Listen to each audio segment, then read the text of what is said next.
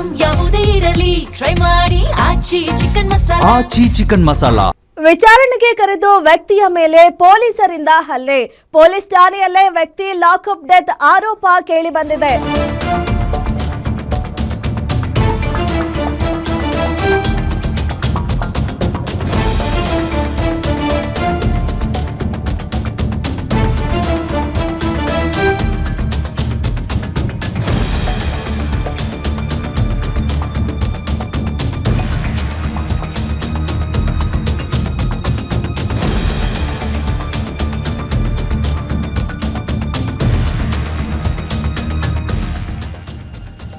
ವಿಚಾರಣೆಗೆ ಕರೆದು ವ್ಯಕ್ತಿ ಮೇಲೆ ಪೊಲೀಸರು ಹಲ್ಲೆ ನಡೆಸಿದ್ದಾರೆ ಅಂತ ಆರೋಪ ಕೇಳಿ ಬರ್ತಾ ಇದೆ. ಪೊಲೀಸ್ ಠಾಣೆಯಲ್ಲೇ ವ್ಯಕ್ತಿಯ ಲಾಕಪ್ ಡೆತ್ ಆಗಿದೆ ಅನ್ನೋ ಒಂದು ಆರೋಪ ಕೇಳಿ ಬರ್ತಾ ಇರೋದು.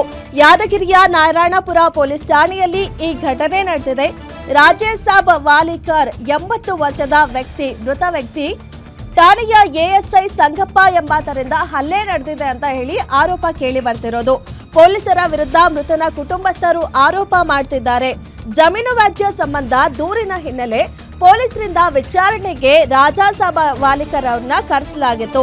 ವಿಚಾರಣೆ ವೇಳೆಯೇ ಎಎಸ್ಐ ಸಂಗಪ್ಪ ಹೊಡೆದಿದ್ದಾರೆ ಅಂತ ಆರೋಪ ಕೇಳಿ ಬರ್ತಿದೆ. ಸದ್ಯಕ್ಕೆ ಸ್ಥಳದಲ್ಲಿ ಮುಗಿಲು ಮುಟ್ಟಿದೆ ಕುಟುಂಬಸ್ಥರ ಆಕ್ರಂದನ. ಎಎಸ್ಐ ವಿರುದ್ಧ ಕ್ರಮ ತಗೊಳ್ಳಿ ಅಂತ ಕುಟುಂಬಸ್ಥರು ಆಗ್ರಹಿಸಿದ್ದಾರೆ. ರಾಜೇಶ್ ಸಾಬ್ ವಾಲಿಕರ್ 70 ವರ್ಷದ ಮೃತ ವ್ಯಕ್ತಿ. ಈತನನ್ನ ಒಂದು ಜಮೀನು ವ್ಯಾಜ್ಯದ ವಿಚಾರಕ್ಕೆ ವಿಚಾರಣೆಗೆ ಅಂತ ಕರೆಸಿದ್ದಾರೆ. ವಿಚಾರಣೆ ವೇಳೆ ಲಾಕಪ್ ಡೆತ್ ಆಗಿರೋ ಒಂದು ಆರೋಪ ಕೇಳಿ ಬಂದಿದೆ. ಯಾರೇ ಸಾಹೇಬ್ರೆ ಮಾತಾಡಕತ್ತಿದ್ರೆ ಅಲ್ಲಿ ಕರ್ಕೊಂಡು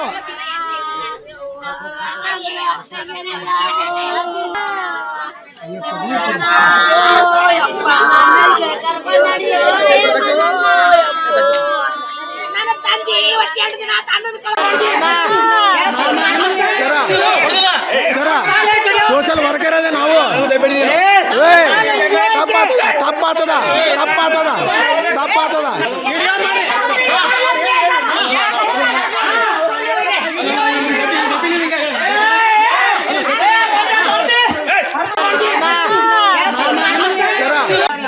ಮುಂಜಾನೆ ಸಾಹೇಬ್ರ ನಾ ಅಡಲಿಲ್ಲಿಂದ ಬಂದಿವ್ರಿ.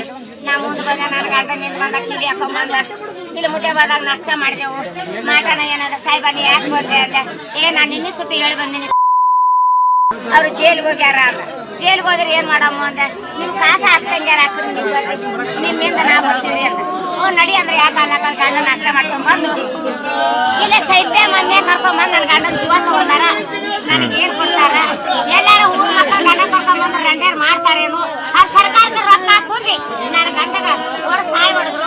ಪೊಲೀಸ್ ಹೊಡೆದ ಸತ್ತ ಜಗದ ಮೇಲೆ ಸತ್ತ. ನನ್ನ ಗಂಡ ಇದು ನಾಟಕ ಮಾಡ್ತಿದ್ರು. ನನ್ನ ಗಂಡ ಸತ್ತ ಏಪ್ಪ ಹೆಂಗ್ ಮಾಡಮು? ಏಪ್ಪ ಹೆಂಗ್ ಮಾಡಮು? ಏಪ್ಪ ನಾ ಹೆಂಗ್ ಮಾಡಮು? ಯಪ್ಪ ನಾ ಸೌಕಾರ ಅಲ್ಲ.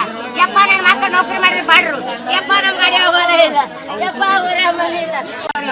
ಮುಂಜಾನೆ ಸಾಹೇಬ್ರ ನಾ ಅಡಲಿಲ್ಲಿಂದ ಬಂದಿವ್ರಿ. ನಾ ಮುಂದೆ ಬಂದ ನನ್ನ ಗಂಡ